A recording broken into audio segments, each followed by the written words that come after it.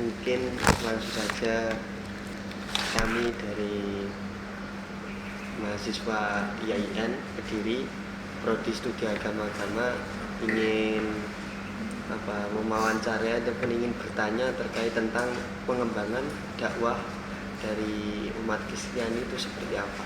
Sebelumnya perkenalkan, saya Muhammad Nasiruddin, itu teman saya Imanda, teman saya yang sampingnya Safarika Nulaili, tentunya Mila Fikriya.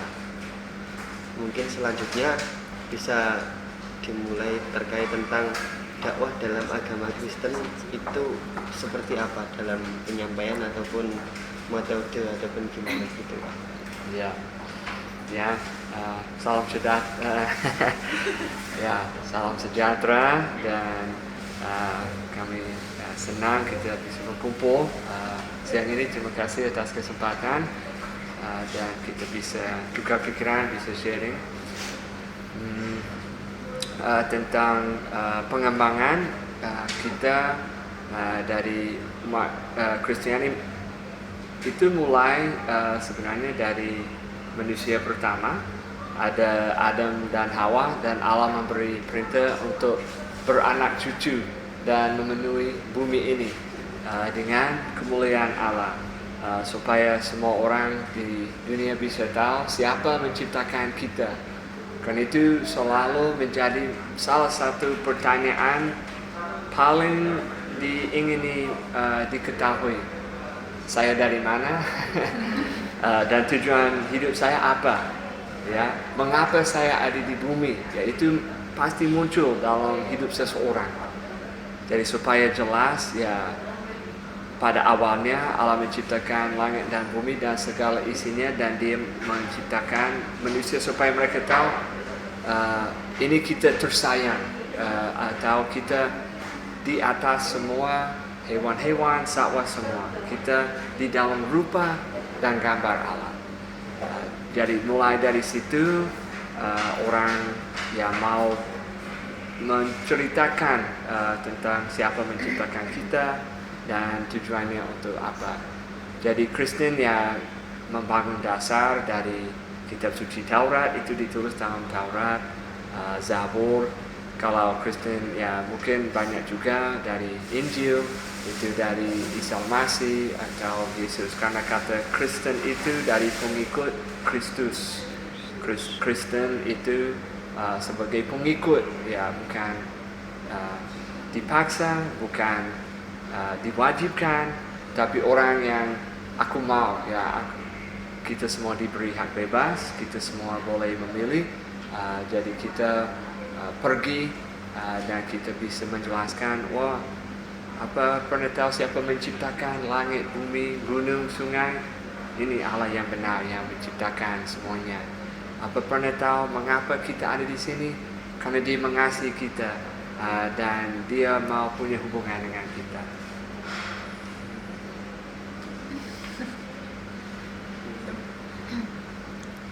Dari teman-teman pertanyaan. Saya mau bertanya Pak Nathan, itu di dalam Alkitab itu apa ada perintah tertulis terkait dengan dakwah yang ada di umat Kristiani itu? Banyak. Banyak. Mungkin bisa disebutkan salah satu. Salah satu. Ada beberapa sih.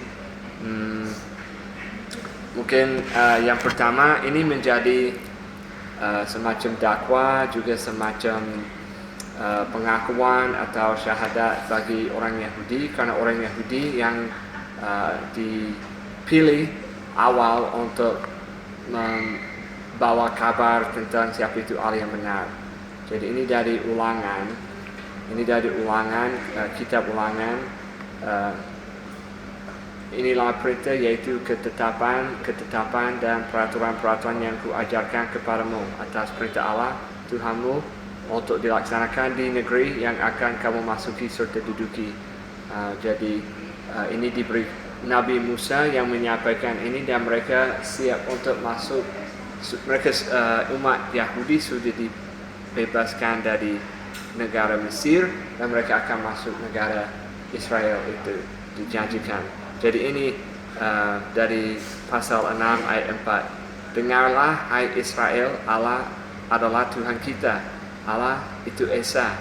Kasihlah Allah Tuhanmu dengan segenap hatimu, dengan segenap jiwamu, dan dengan segenap kekuatanmu.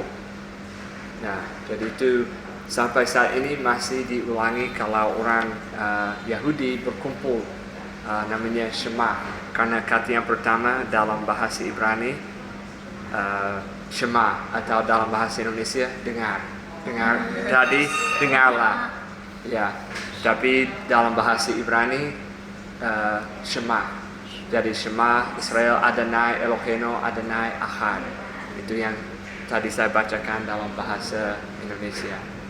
Ya. Jadi itu yang pertama, untuk mengasihi Allah, untuk mengasihi Allah dengan segenap hati, dengan segenap jiwa, dengan segenap kekuatan. Ya, mungkin kita sering mengasihi, tapi mungkin hanya misalnya dengan sebagian hidup kita, sebagian yang lain kita cari kesukaan sendiri. Dari itu kita mau mengasihi semuanya, dari semuanya dan mengasihi semuanya. Jadi di sini saya lanjut sedikit supaya jelas juga, karena ini saya kira masuk dakwah. Simpanlah dalam hatimu perkataan-perkataan yang ku sampaikan kepadamu pada hari ini. Ajarkanlah semua itu dengan saksama kepada anak-anakmu, dan bicarakanlah itu ketika engkau duduk di rumahmu, ketika engkau dalam perjalanan, ketika engkau berbaring, dan ketika engkau bangun. Ikatkanlah itu sebagai tanda peringatan pada tangan dan dahimu. Kemudian tuliskan di tiang-tiang pintu rumahmu dan pada pintu-pintu gerbangmu. Jadi semua dari perintah diajarkan kepada anak-anak, diajarkan kepada orang siapapun kita kenal, diajarkan kepada orang yang lain, dituliskan di rumah. Ada yang tradisi, misalnya kalau lihat foto-foto orang Yahudi, mereka menulis dengan tulisan kecil, kertas kecil, lalu dibungkus, dilipat, lalu dimasuk ke dalam kotak dan ditali seperti memang sesuai seperti diikatkan pada tangan dan dahimu, atau diikat di sini, digelang seperti gelang. Dan mereka kita harus melaksanakan perintah seperti itu. Ya, bisa sih, tapi ada cara yang lain, tidak harus seperti itu. Tapi pokoknya apapun kita lakukan berdasarkan kitab suci. Ya, dan bagaimana kita bisa sering diingatkan kitab suci, karena misalnya kalau mau buka kotak atau mungkin hanya lihat gelang saja, oh ya, ada perintah ini atau ada kebenaran ini sebagai peringatan. Mungkin sekarang kita ya ada HP, ini pasti tidak ada HP ya, jadi ada alarmnya. Oh ya, saya harus ke sini. Ya, ada sebagai peringatan, tapi pada waktu itu ada itu. Kemudian ya sekarang itu dilanjutkan satu lagi, karena itu di kitab suci. Saya ambil satu mungkin dari Taurat, satu dari Injil ya. Kalau dari Injil ada kitab Matius, dari Matius di pertama, tapi di pasal terakhir.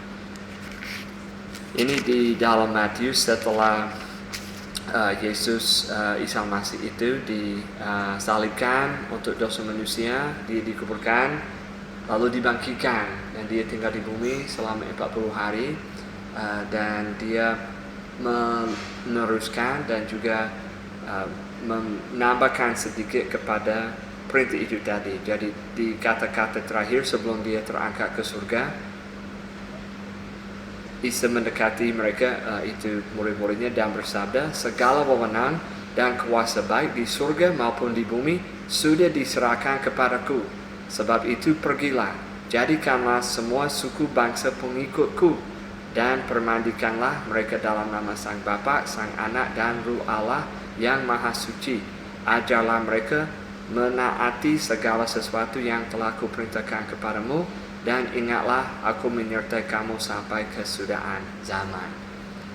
Jadi itu seperti tadi saya berkata, bahwa setiap orang Kristen mengangkat diri sebagai pengikut Kristus. Nah di sini ya, kalau mengajarkan dan ada yang ikut, ada yang kepingin belajar lebih banyak, yaitu berarti mengangkat amanat sering disebutkan amanah agung bagi gereja yang agung. Ya. Oke, baik. Sambil Lanjut lagi. Ya. Ingin bertanya terkait tadi kan juga sudah dijelaskan terkait dakwah di dalam kitab. Nah mungkin bisa menceritakan terkait dakwah yang pernah Bapak temui di sini atau gimana, kan pastinya ada perbedaan yang di daerah asal sama yang di sini tuh kira-kira gimana, atau memang ada hambatan atau tantangan seperti apa kalau di Indonesia seperti ini? Ya, saya rasa dakwah di mana saja, mungkin dalam pemahaman Kristen ya, itu sama mungkin dibanding Indonesia di Amerika, karena memang dulu Amerika itu ada itu tempat yang orang pengen beribadah bebas, karena mereka mengungsi dari Inggris, dan pada saat itu Raja Inggris memaksa semua orang ikut gereja dia membuat sendiri, jadi bukan dari Alkitab tapi seperti Raja Tuhan, Raja Inggris Tuhan. Jadi mereka tidak mau, wah ini seperti berhala, kami nggak bisa menyembah manusia. Jadi mereka minta izin untuk berangkat ke Amerika, tapi belum ada nama itu, hanya dunia baru namanya, belum ada nama. Jadi mereka berlayar 2 bulan baru sampai di sana, dan mereka ya Kristen belajar, dan mereka membangun tempat di sana. Jadi baik di sana maupun di sini ya, pokoknya orang pergi ke tempat yang belum ada orang tahu kitab suci. Jadi mereka ke sana ya dengan banyak berdoa dan tukar pikiran dengan orang di sana, ya tidak memaksa, tidak menyerang seperti itu. Kalau ada yang mau ikut ya monggo bergabung, kalau tidak ya tak masalah, ya lanjut ke tempat yang lain, karena seperti mereka merasa ini juga menjadi semacam pilihan, tetapi mungkin bagi mereka terbeban, karena mereka penuh dengan sukacita, mereka penuh dengan damai sejahtera, mereka penuh dengan kepastian kalau saya dipanggil Tuhan hari ini, pasti saya dapat masuk surga, pasti saya dosa lunas, bukan karena perbuatan baik saya, tetapi karena Isa Al-Masih sudah membayar lunas dosa saya. Dan saya mau orang yang lain mengalami hal yang sama. Ya mungkin dengan analogi saja, misalnya kita mencicipin makanan enak atau kopi enak, datang ke tempat baru, terus kita ceritakan kepada teman, wah ayo kita ke sana, coba makanan ini, coba teh boba ini, ya atau seperti itu. Ya itu hampir sama sih, cuma dari segi rohani kita sudah mengalami sesuatu, dan kita mau orang yang lain juga mengalami hal yang sama, merasa wah sayang, kasihan, apalagi kalau Allah menciptakan mereka, Allah mengasihi mereka, dan mereka belum pernah mendengar itu. Jadi itu menjadi cara, itu menjadi tujuan di seluruh dunia, ya apa Indonesia, apa Amerika Serikat dulu ya sampai negara-negara yang lain, ya. Terus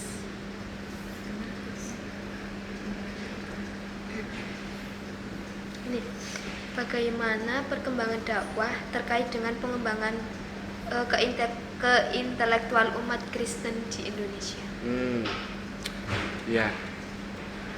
Ya tadi cerita sedikit, memang di sini ada semacam sekolah Alkitab dan juga ada sekolah tinggi teologi, dan itu semuanya karena dalam Kristen ya kita memang mendukung orang belajar, bertanya, melihat sesuatu dengan kritis, logis, itu dengan keintelektual ya, supaya bisa belajar ya. Orang yang walaupun mungkin sudah atas usia kuliah masih dapat kesempatan untuk belajar, karena kita masih otak kita masih berfungsi.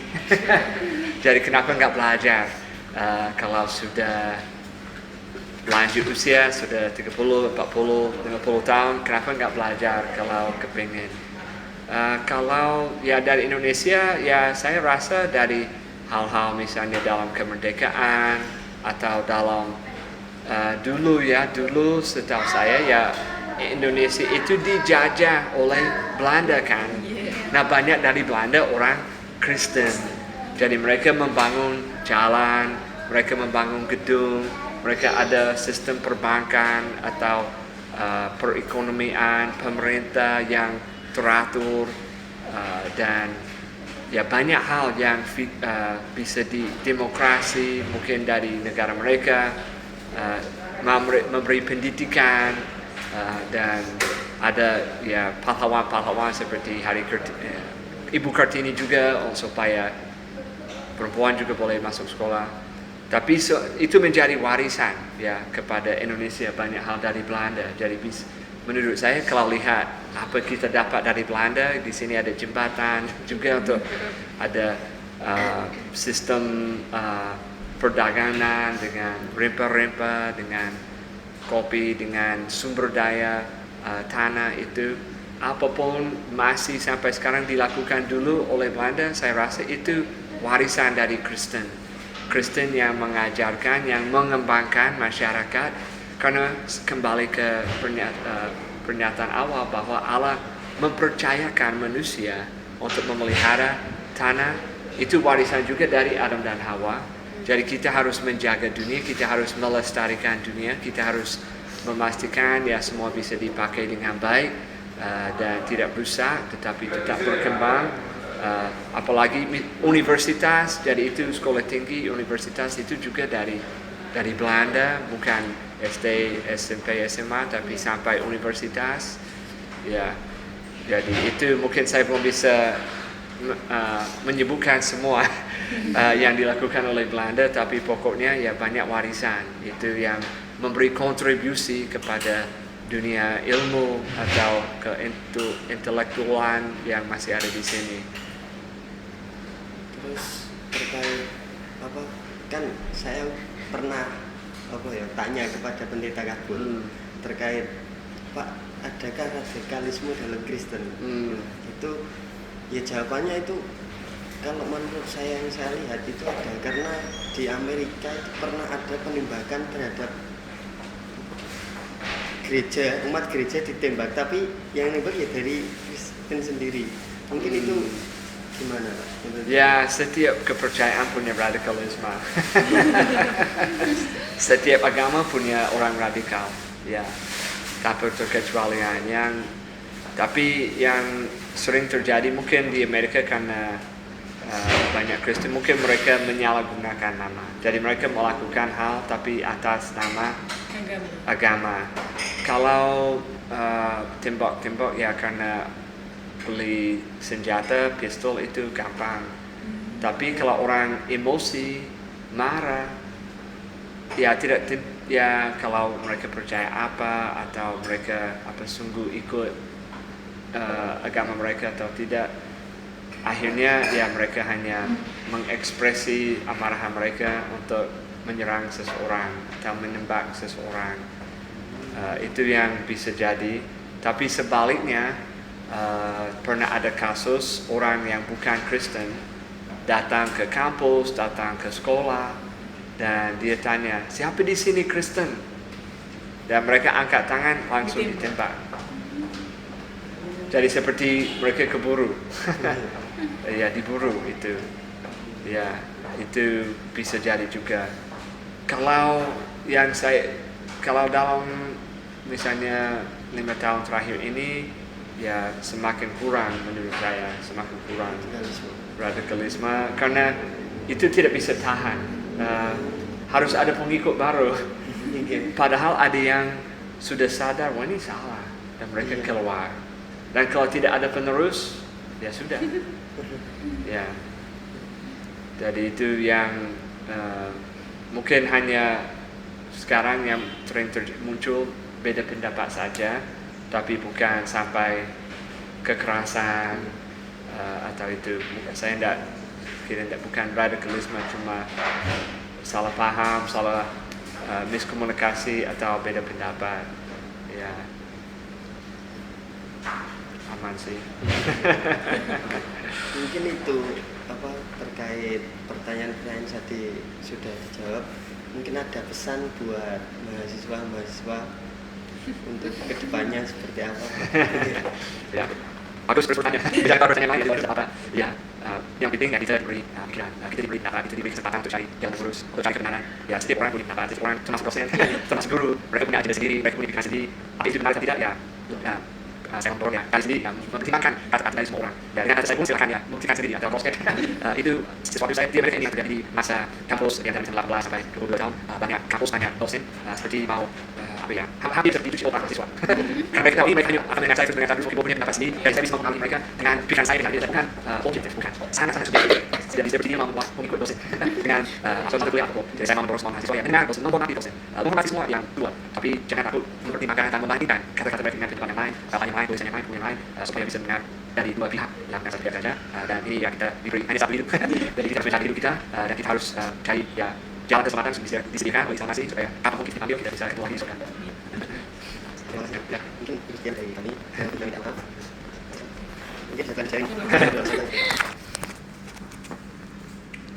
Tidak usah minta maaf.